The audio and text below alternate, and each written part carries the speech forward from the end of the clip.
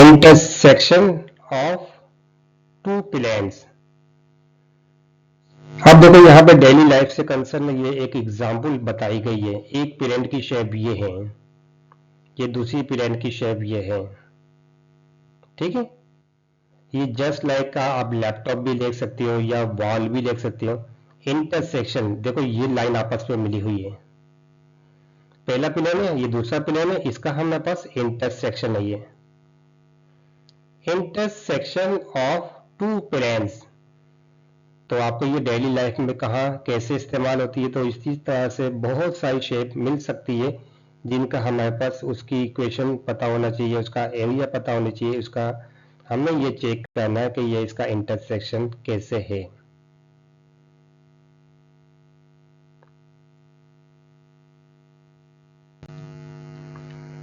Intersection of two planes, पिछले topic में हमने लाइंस में स्टडी किया था। अभी ये प्लेन है, प्लेन का फार्मूला अलग है, लाइन का फार्मूला अलग है। इसमें जहन नशीन करना, जब भी कोई सवाल आए उस सवाल को अच्छी तरह से पहले पढ़ के देखना है आपको।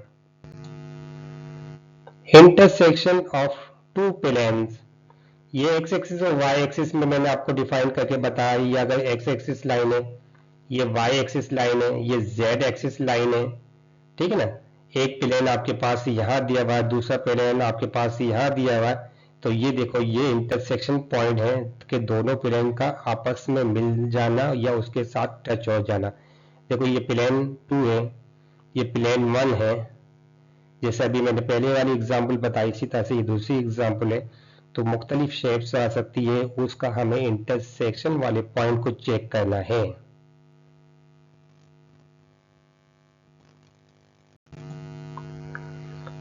Question intersection of two planes, ये टॉपिक का नाम है। Find the line of intersection of the planes 2x plus y minus z equal to 3 and x minus y plus 2z equal to 1. Express the line in vector form and parametric form. Find the line of intersection of the plane. इस plane का intersection की line हमें मालूम करनी है। दूसरा भी आपने बताया, ये प्लेन का एक एंड दो पॉइंट आपके पास है, ठीक है। Express the line in vector form, vector form में भी बताना एंड पैरामेट्रिक फॉर्म, दोनों फॉर्म के अंदर आपने शो करना है उसका answer. Solution step 1, identify normals of the planes. Each plane has a normal vector given by the coefficient of x, y, z. Plane 1 है ना आपके पास, देखिए 2x प्लस का y minus z equal to 3, इसका coefficient क्या है 2 है, तो ये क्या है n1, इसके कोएफिशिएंट क्या है 1 है, माइनस का z, इसका कोएफिशिएंट क्या है माइनस का 1, तो ये प्लेन 1 का n1 हमने निकाल लिया। इसी तरह से प्लेन 2 की जो लाइन की इक्वेशन आपके पास जो भी दिया हुआ, इसका n2 निकालना, इसका कोएफिशिएंट क्या है 1, इसके कोएफिशिएंट क्या है माइनस का 1 है, इसका कोएफिशिएंट क्या है 2 है। तो आपको ये पता चल गया कि ये n1 की वैल्यू है, ये n2 की वैल्यूज है।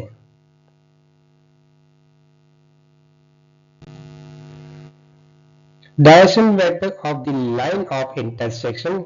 The line of intersection is perpendicular to the both normals, so its direction vector is.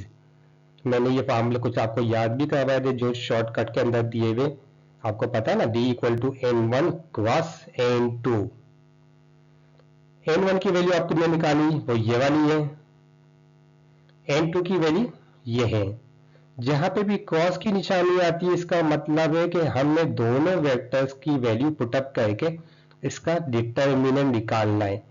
Cross की जगह अगर डॉट आता है तो फिर वो आपस में मल्टीप्लाई करते जैसे हमने पहले किया था। अच्छा, अब इसका जो डिटर्मिनेंट निकालना बिल्कुल सेम उसी तरह से जैसे हम सिंपल वैल्यू की डिटर्मिनेंट निकालते, लेकिन हमेशा इसमें ये याद रखना कि आई जे के जो भाई वैल्यू लिखेंगे वो आई जे के में फॉर्म में लिखेंगे, क्योंकि ये हमें इसी वेक्टर फॉर्म के अंदर आंसर मिल रहा है। अगर मैंने यहाँ पे आई लिख दिया, अब देखो इसका रो एंड कॉलम को छुपा दिया, तो ये 1 को 2 के साथ मल्टीप्लाई कर दिया माइनस का ये माइनस का 1 मल्टीप्लाई कर दिया। अब फार्मूले के मुताबिक माइनस जे, इसके रोज एंड कॉलम को छुपा दिया तो 2 मल्टीप्लाई बाय 2 यहाँ पे लिख दिया मैंने, डॉट का मतलब है मल्टीप्लाई। अब हमें देखो जे, तो इसके रोज एंड कॉलम को पहले इसको इसके साथ मल्टीप्लाई कर दिया, अब ये इसको 1 को माइनस का 1 के साथ मल्टीप्लाई कर दिया, प्लस का के का मतलब है ये रोज एंड कॉलम को छुपा देना, ये 2 को -1 के साथ मल्टीप्लाई करना, जो मैंने यहाँ शो कर दिया। 1 को 1 के साथ मल्टीप्लाई कर दिया तो यहाँ पे लिख दिया मैंने। अब देखो, अब अंदर वाली वैल्यू को जो हम सिंप्लीफाई करते हैं ना, वो आई की वैल्यू मिलेगी, जे की मिलेगी और के की मिलेगी। 1 को 2 के साथ किया तो 2 माइनस माइनस प्लस, तो ये आपका माइनस भाई का, तो माइनस का 1 यहाँ लिख दिया, माइनस का जे यहाँ है, 2 2 जा 4 माइनस माइनस प्लस का 1, के की वैल्यू हमने यहाँ लिख दी, 2 को -1 से मल्टीप्लाई कर दिया तो माइनस का 2 है, 1 को 1 के साथ मल्टीप्लाई कर दिया तो माइनस का 1। अब इसको सिंप्लीफाई करना, 1 4 प्लस 1, ये माइनस का जे, तो इसलिए माइनस का 5 लिखा हमने, के की वैल्यू माइनस का 2 माइनस का 1 माइनस का 3। सो डायरेक्शन वेक्टर, अब जो वैल्यूज हमने निकाली वो हमने यहाँ पे पुट अप कर दी है।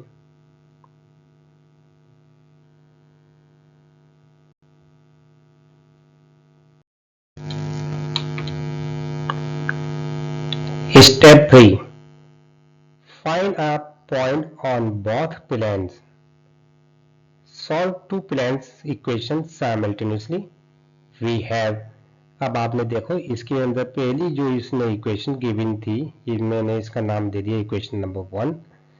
दूसरी जो इक्वेशन गिवन थी इसका नाम मैंने दे दिया equation number 2। Let z equal to t parameter.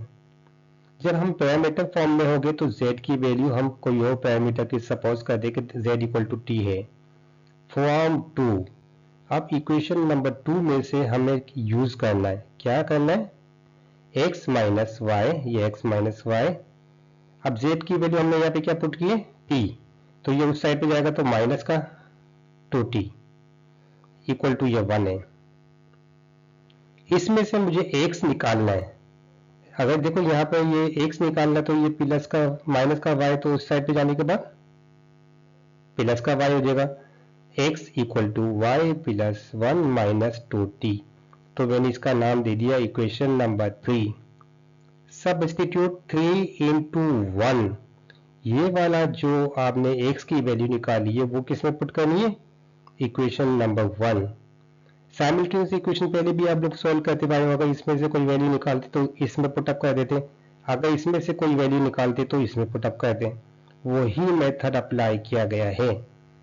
अब आप यहाँ देखिए ये 2 है तो मैंने 2 लिख दिया, x, ये x की वैल्यू है, y plus 1 minus 2t, y plus 1 minus 2t। इसके बाद क्या है, प्लस है, प्लस का ये y आपके पास है तो y लिख दिया, माइनस का z किसके इक्वल हमने किया, t के इक्वल, इक्वल टू 3। कोई चीज मुश्किल नहीं है। अब इसको सिंप्लीफाई करना है, सिंप्लीफाई निकालने के बाद जो देखो अभी आपके पास कहाँ तक जाती है वैल्यू, मल्टीप्लाई कर दिया, 2y plus 2 minus 4t plus y minus t equal to 3, 3y यानी 2y plus y 3y plus का 2 माइनस का 4t माइनस का t, तो ये दोनों को माइनस का 5t बन गया इक्वल टू 3। अब हमें देखो इनमें से y निकालना है, क्योंकि x और y आपके पास जो भी फर्स्ट के, अब y निकालने के लिए 3y हमने यहाँ ले लिया, बाकी जितने भी कांस्टेंट नंबर हो गए वो सब राइट साइड पे लिख देंगे। अगर ये 2 है, 2 इसके साथ माइनस का 2 हो जाएगा, 3 में से 2 निकाला तो ये 1 बच गया, ये माइनस का 5t इस साइड पे गया तो प्लस का 5t आ गया। इसके साथ आपके पास y निकालना तो 3 नीचे चला गया, 1 plus 5t divide by 3, now find x। अब ये y की वैल्यू हमने x में पुटअप करनी है, x प्लस 1, यानी x की वैल्यू हमने पहले निकाली ना, y प्लस 1 माइनस का 2t। अब ये जो y मिल गया, इस y की जगह हमने ये पुट कर दिया, प्लस साइन वैसे की वैसे ही, 1 की 1 माइनस का 2t। अब इसको हम सिंप्लीफाई कर देंगे तो हमें यहाँ x की वैल्यू मिल जाएगी। अब एलसीएम निकाल लो या क्रॉस मल्टीप्लिकेशन कर लो, ये तो आसान मेथड है बेटा, आप लोग कर सकते हो, ठीक है। ये मैंने थोड़ा इसका मेथड बताया, तो माइनस का 4 माइनस का t डिवाइड बाय 3, ये आपका आंसर बनेगा। Parametric equation let t equal to 0। अब आपने t को 0 सपोज किया to get a specific point, तो x इक्वल टू 4/3 बन जाएगा, y इक्वल टू 1/3 बन जाएगा, z equal to 0। So a point on the line is, पहला x की वैल्यू हमने लिख दिया, दूसरी y की वैल्यू और z की वैल्यू 0। डायरेक्शन वेक्टर, ये डायरेक्शन वेक्टर हमने जो निकाले थे, हेंस पैरामेट्रिक फॉर्म। अब पैरामेट्रिक फॉर्म में बनाने के लिए आपको पता है ना, x इक्वल टू जो हमारे पास पहली वैल्यू निकली वो, अब ये डायरेक्शन वेक्टर के जो नंबर्स है वो इसके साथ लिख देंगे, plus s, y equal to 1/3, direction vector का पॉइंट क्या है, माइनस का 5 एस, z इक्वल टू ये 0, अब 0 मैंने लिखूं या नहीं लिखूं कोई मसला नहीं, तो वैसे खत्म हो जाएगा, और ये माइनस का 3s, ये बनेगा parametric form. Vector form of the line, अगर वेक्टर फॉर्म में हमें लिखना है तो r इक्वल टू वही की वही चीज है, पहले मैंने ये वैल्यूज लिख दी प्लस s, इसके बाद दूसरी वैल्यू। अब देखो फाइनल आंसर मैंने मुख्तलिफ लेवल में आपको बताया, लाइन ऑफ इंटरसेक्शन अगर वेक्टर फॉर्म की बात करता है तो ये आपका आंसर है, मैंने पहले यहाँ शो कर दिया। अगर ये एक सवाल कहता है कि पैरामेट्रिक फॉर्म में शो करना है, तो पैरामेट्रिक फॉर्म में ये होगा जो मैंने पहले आपका आंसर निकाला है, एस, यानी इसके साथ मल्टीप्लाई कर दिया तो ये बन गया, बात वही है। आहिस्ता आहिस्ता सब सवाल को सिंप्लीफाई करना, कोई चीज मुश्किल नहीं है, बिल्कुल आसान सवाल ही है। Okay, thank you.